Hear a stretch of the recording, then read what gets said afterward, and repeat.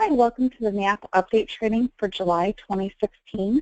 The topic of this update training is a Medicaid Casework Lab.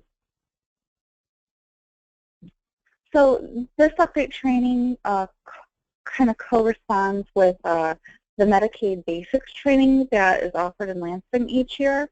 So there was a Medicaid Basics training last week, and this is a supplement to that. But what I did was I recorded the Medicaid Basics training in a series of YouTube videos. So you can go to our YouTube page and click on the Medicaid refreshers if you need to. But you know, if you didn't attend last week, but you've attended a update training in Medicaid in the past, or another Medicaid update training, like, a year or two ago, that's absolutely fine. Just this is meant to reinforce those basics. So you'll also need some tools, or a tool, and what you'll need to have handy is the 2016 Medicaid in the Community Purple Paper. It's available on ShipTools. It also was sent out with the link to the training as well. And if you don't have it, you can't find it, let your site coordinator know, and we can get it out to you. So what we're going to do is we're going to go through a case, and then we're going to go through a recommendation on how to approach the case. Now, this is kind of the textbook explanation for the case, so there's going to be other explanations, there's going to be other ways of handling it. So you may find as you're talking with your colleagues that are MAP counselors as well, that you both may have some different ideas, and that's awesome. This is just a starting off point. So in case one, Rhonda is having a hard time making ends meet since her husband passed away a few years ago. Her only source of income is a $900 a month Social Security benefit. She has $500 left in savings from her husband's life insurance. She owns her own home, and she has a 2000 Honda Civic valued at $3,500. Does she qualify for Medicaid? So what we're going to do is we're going to look at the process first. So the first thing that you want to do in determining eligibility is review the family size. So Medicaid eligibility is dependent upon family size. We're looking at the federal poverty level, and so the larger the family, the larger that number grows. So review the family size. Step 2 is to review the net countable income. So with Medicaid eligibility, you have income is treated in different ways. So for example, earned income through work or self-employment, there's some special deductions that you can apply to that. There's a $20 disregard. There's, certain volunteer expenses that might be able to be deducted from the income.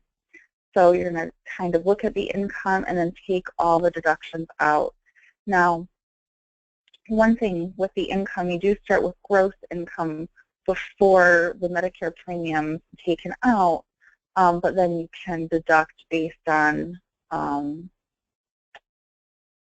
you can deduct based on those special income rules. Step 3 is to review the countable assets. So just like income, assets are treated differently. Now, income, you can find information on BEM 500. Assets, you can find information on BEM 400. And again, those tutorials, those other training modules will have more information about some specific rules. But for assets, your stock, bond, savings, those things are countable.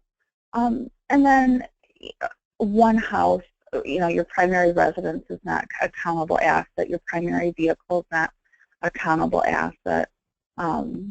Your personal belongings are not countable. So then the fourth step is you're going to compare that against any financial eligibility thresholds for Medicaid programs. So kind of applying that procedure to this case, the first thing we're going to do is review the family size. So Rhonda is single. The next thing we're going to do is we're going to review the countable income. So she had $900 a month in Social Security.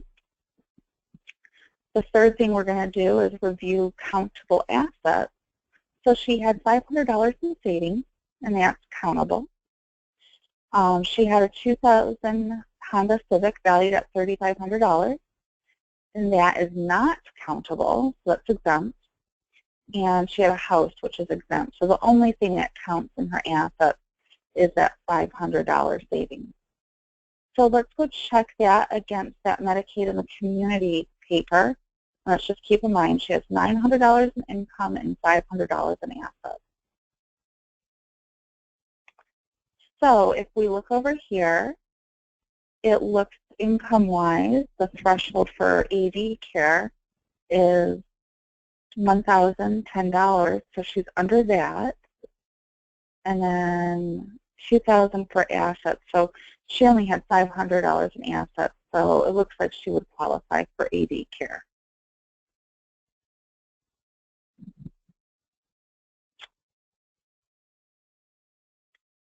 So the next case, Barney and Robin are in their 70s and have been using their savings to help with health care costs for several years. They own their own home, and they have a 2004 Ford F-150 truck valued at $5,000. There's only $2,500 in savings. Barney receives $1,100 in Social Security, a small pension of $150, and Robin receives a $700 Social Security monthly benefit. Do they qualify for something? So, first step is we're going to review the family size, and then we want to review the net countable income, and then we want to review the countable assets, and finally we're going to compare that against the financial eligibility thresholds for the Medicaid program. So let's review the family size. It's a married couple, Robin and Barney. Let's check out the countable income. So we have the Social Security, we have the pension, and we have Robin's Social Security. And then the next thing we're going to do is review the countable assets. So they have $2,500 in savings, and that's countable. They have the truck, and that's not countable, that's exempt. And they have the home that's exempt. So we have the net countable income. So this total is $1,950. We can add the $20 disregard, so that brings it down to $1,930. And then we have $2,500 in savings. So $1,930, $2,500 in savings for 20 years. So see here. Here's Ambi. This is for a married couple, and 18, 22, 25 is the income threshold. So it looks like they're over income, but their assets are fine, but their income puts them over. So in this case, they do not qualify for any of the Medicaid savings programs.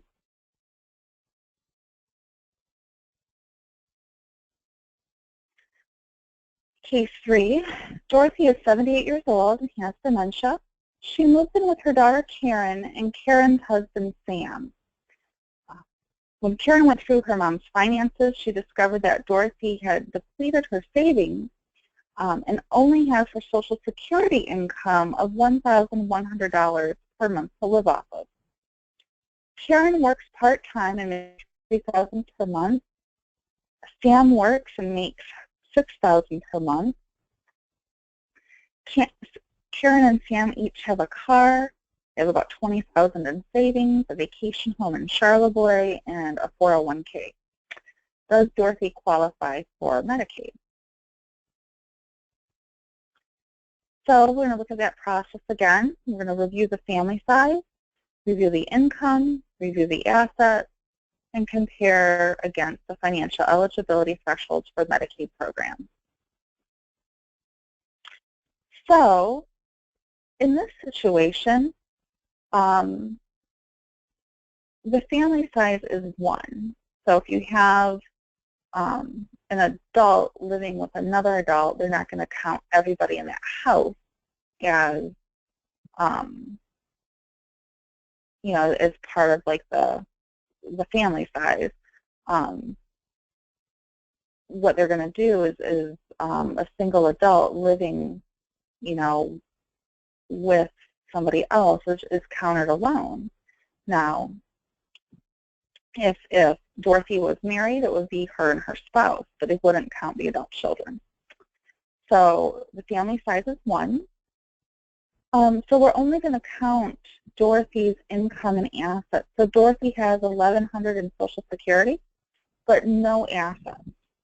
So let's go ahead and compare this against the chart. So we have 1,100 and 0, and we look here, and income-wise, it looks she qualifies for SLIMB, and her assets are nothing, so it looks like she'll qualify for SLIMB.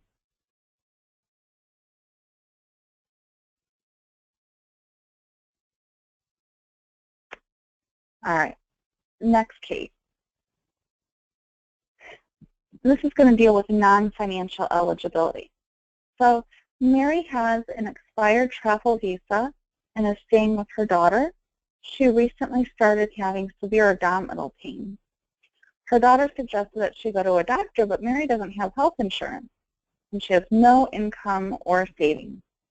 Does Mary qualify for Medicaid? So with non-financial eligibility, you know, you're looking at residency, citizenship, the requirement to have or apply for a Social Security number, pursuing other benefits or other third-party payment sources. So in this case, we're really looking at 2 things, citizenship and the Social Security number, and they're kind of tied in together. So first of all, and most importantly, right, Mary is not here legally. So her travel visa is expired, meaning that she's here illegally right now. And then also, Mary doesn't have a Social Security number. So those would be 2 things that would prevent her from getting Medicaid. So she would have to, you know, fix her status in order to be able to get Medicaid benefits.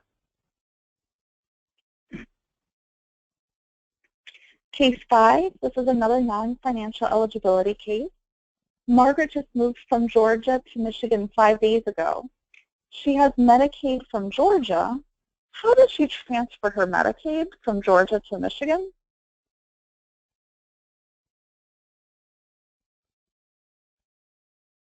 This is a trick question. So we've talked about how Medicaid is partially funded by the federal government and partially funded by the state government, and each state can create their own Medicaid rules within the federal framework.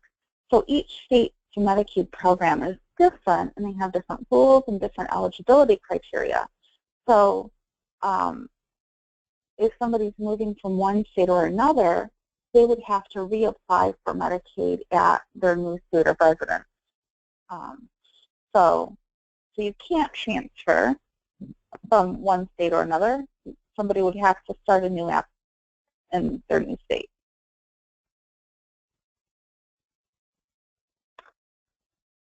Case 6, this has to do with the Medicare Savings Program.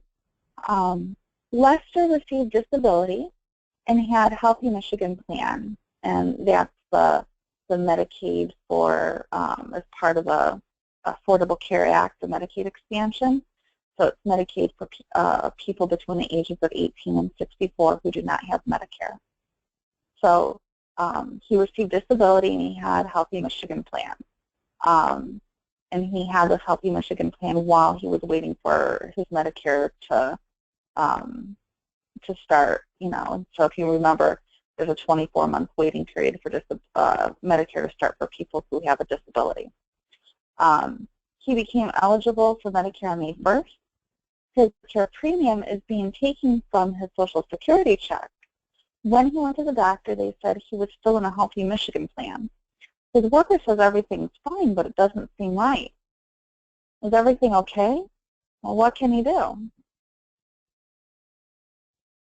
So there's two things that seem wrong here. The first is he should be eligible for Medicare Savings Program. The second is he might be eligible for AD care. We don't know from this because the income isn't there, but these are two things that I would think of. So this is a situation that's been happening a lot, and you know, when somebody is on Medicaid and becomes eligible for Medicare, it should be a seamless process where everything is coordinated behind the scenes so that when the Medicare starts, he has the right level of Medicaid. But that's not been happening, and you know, the caseworkers have really high caseloads, and their training is sometimes you know, disjointed or not apparent, or maybe, you know, confusing. There's just a lot of bottlenecks that are happening. So you know, some caseworkers are really well informed, and some, you know, might need a little bit more training. So because this process is not happening in a seamless way, what the beneficiary can do and should do is should provide a copy of their Medicare card to DHHS caseworker within 10 days of receiving it, and request MSP. Now, this actually goes along with one of the rules. So when people apply for Medicaid, there's the rights and responsibilities section of that application, and part of that says that if somebody has a change, that they have 10 days to report it, and if they don't report the change within 10 days, they could get in trouble. So the beneficiary reporting the change, the addition of Medicare benefits, that's actually something that's their responsibility, you know, to do. And it's a good way to kind of, you know, provide some backup. So the other thing is that the person should request MSP when they notify their caseworker of having Medicare. Now, the caseworker must act on reported changes within 15 work days. And then what happens is that the Medicare eligibility and begin date must be added into Bridges, which is the, you know, person's file, the computer that helps determine eligibility. And then the worker needs to run eligibility. So it's not enough that they update the record. They have to run eligibility too. And that's kind of the magic process by which they would look at MSP. Now, the notice of eligibility will be mailed to the client, including a begin date, but it can take up to 120 days to see the benefit on the Social Security check. You know, and to give you some perspective of how this works, you know, the caseworker manages the changes and enters that into Bridges, And then there's a department in Lansing that communicates that this person has Medicare and Medicaid. They communicate that to Social Security, and then Social Security processes things on their end. And so that whole process can take up to 120 days. Even though it takes so long, the notice of eligibility that's mailed to the client is still valid. So, you know, if that notice of eligibility says that, you know, they become eligible on July 1st, but it takes them until November to process, well, they can go back and refund the premium from the previous month, that for all the months that the person was eligible. And so the refund of the back premiums will be paid in a separate check. So that's the way to kind of get around that situation. Here's another MSP situation. Elizabeth is 71 and she receives $1,200 a month in Social Security benefits. She has $500 in savings. Elizabeth applied for SWIMB and received a written notice that she was denied for Healthy Michigan plan. Is there anything that she can do?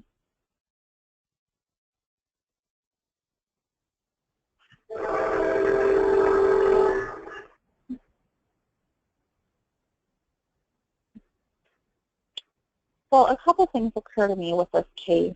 You know, it looks like she's eligible for SWIMB, and if we go to that little chart, we see, okay, Elizabeth has $1,200 a month in Social Security, $500 in savings, and here's SWIMB, and yeah, she's within the income threshold, she's within the asset threshold, so it looks like she should qualify.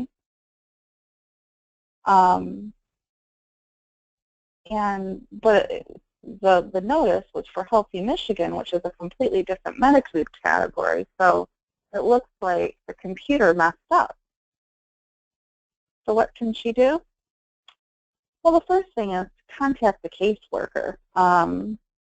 You know, something happened. She was being screened for the wrong Medicaid category, and that sometimes happens, but it's easily fixable.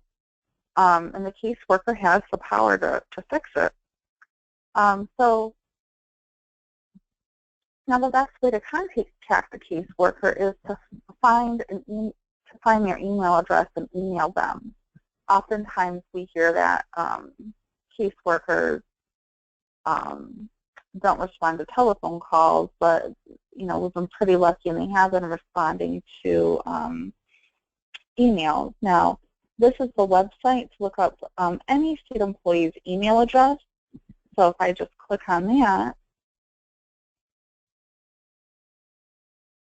it takes us to the State of Michigan contact directory, and we can go ahead and you know, look up the employee by name, and it'll show you their email address.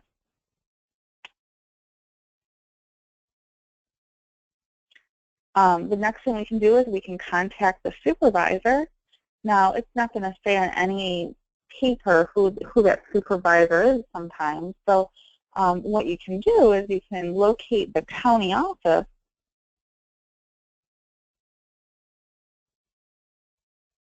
and you know, select the county. So I'll pick on Monroe. And then it'll tell you the main number. You can call that main number and you can say, I would like to speak to the supervisor for this particular caseworker.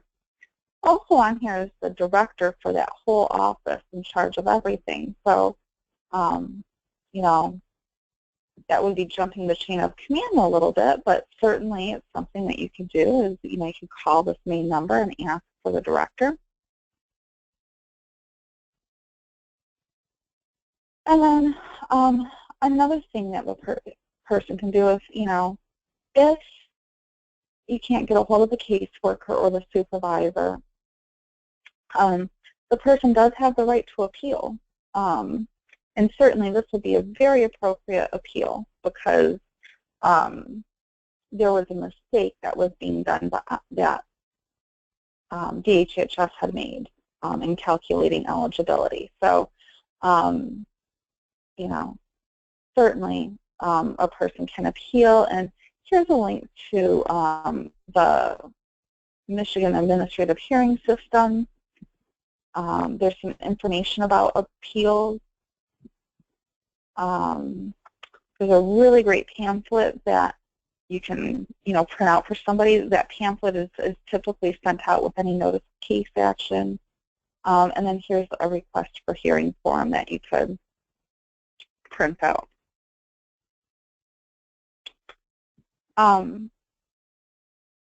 Just a helpful hint,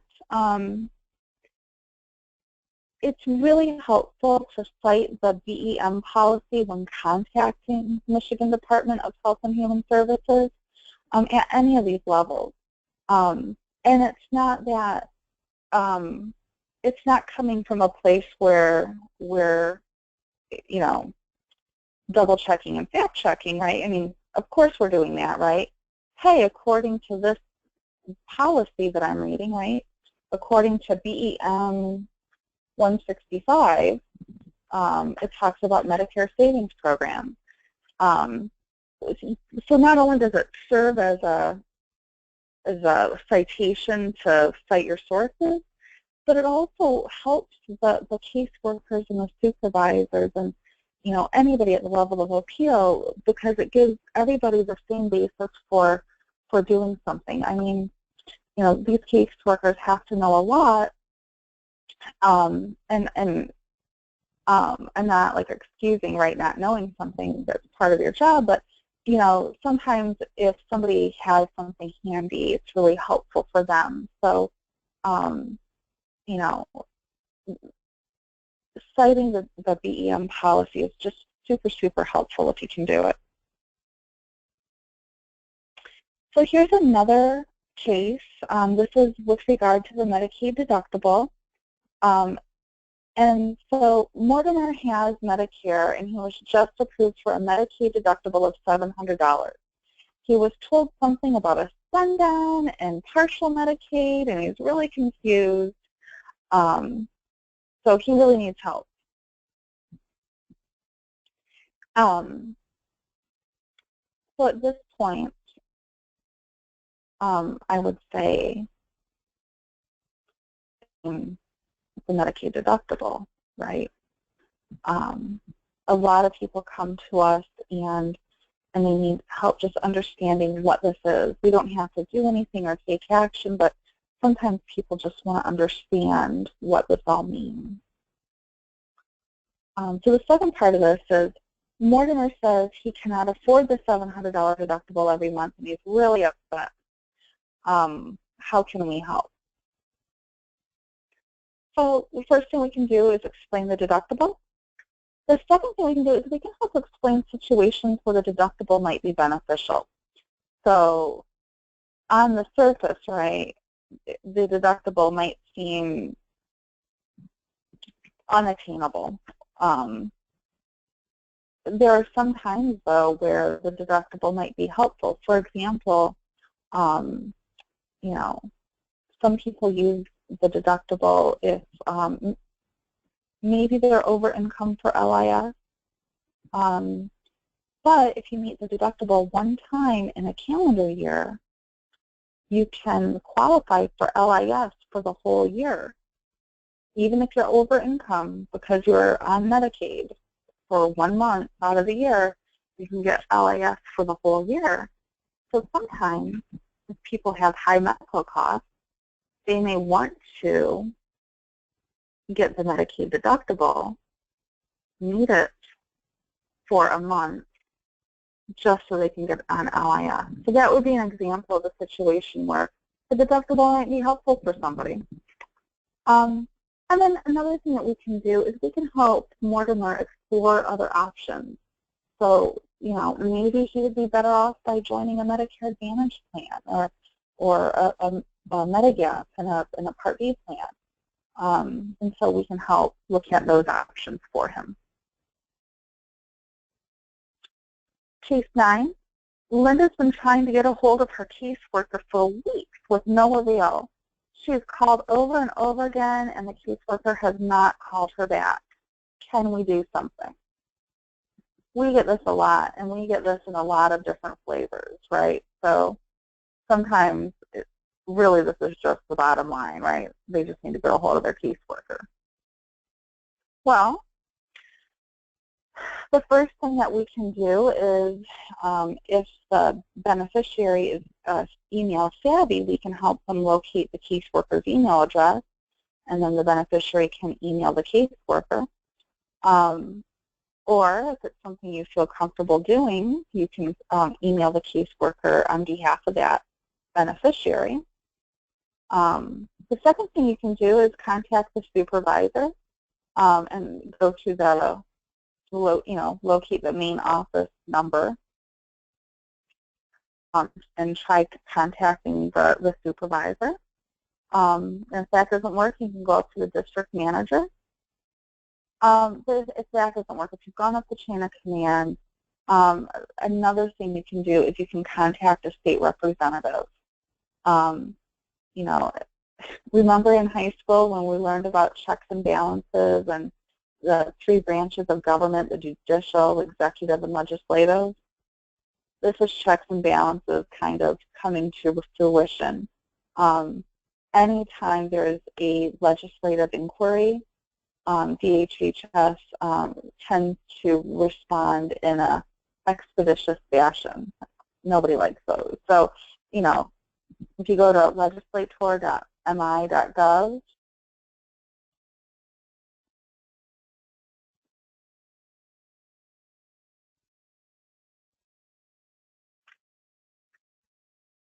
oh, this isn't what I wanted. Show us again.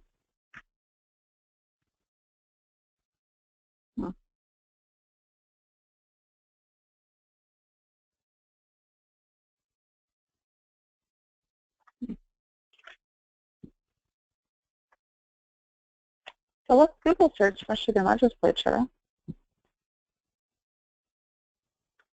If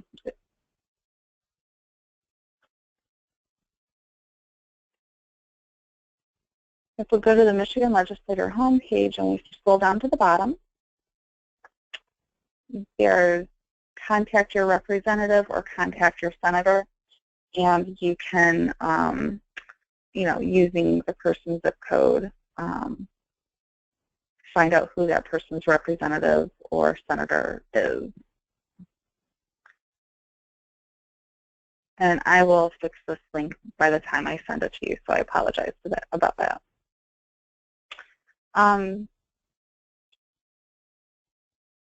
Next case. This is case 10, and it has to do with SSI and Medicaid. So remember, SSI is supplemental security income. It's a special benefit for really, really low income persons whose Social Security check is not enough to make them eligible, or not enough to get them to the federal poverty level. So SSI and Medicaid. Jameson is on SSI and Medicaid. He lost his SSI but only makes $900 a month. He should still qualify for Medicaid. What should he do? Well, he should reapply, and the reason is because SSI, people on SSI automatically get Medicaid. Sometimes what happens is Social Security sometimes reevaluates somebody's SSI case and determines that they need, that they can get more money through their Social Security benefit. So when their Social Security RSDI benefit is increased, sometimes they lose SSI, that supplemental security income. And when they lose their SSI, they also lose automatic Medicaid, even though they may qualify for AD care. But because SSI and Medicaid is automatic, when that person was on SSI, SSI or Social Security initiated the Medicaid process. But because that they no longer receive or qualify for SSI, then they no longer automatically qualify for Medicaid. Now, he still looks like he qualifies for AD care, so he can absolutely reapply for Medicaid, but just apply through Michigan Department of Health and Human Services.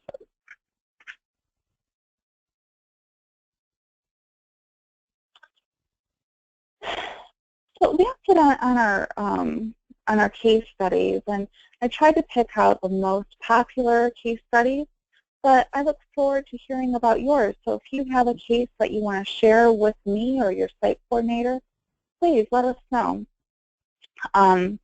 It really helps us to kind of get a handle on what you are experiencing and what your needs might be as a counselor. So thank you so much for attending. Make sure you let your site coordinator know that you listened. And if you have any questions, let one of us know.